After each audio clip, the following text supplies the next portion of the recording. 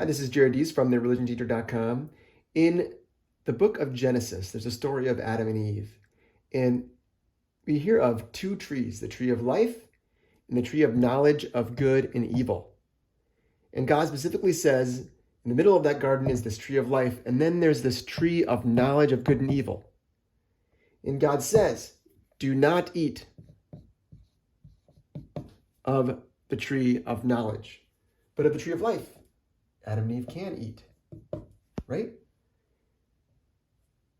If they eat of the tree of knowledge of good and evil, they will die. Eat of the tree of life in the Garden of Eden, of course, and they have life, everlasting life. And then finally, what happens when the serpent tempts Eve and Adam to eat of the tree of knowledge of good and evil?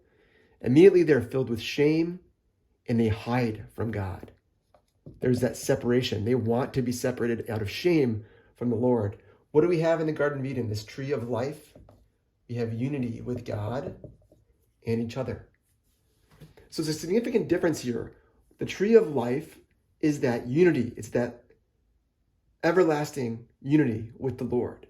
But the tree of knowledge of good and evil separates us from God in sin. And because we've eaten of it, we are cast out. In the story, we're cast out of the Garden of Eden, and God guards the entrance to the garden with an angel. So it's significant here that the serpent tempts us to eat of the tree of knowledge. The devil, Satan, tempts us to eat of the tree of knowledge of good and evil, to think that we are like gods, to think we are better than God. And what does Jesus do? Jesus restores that unity. By eating of his body, we are given everlasting life.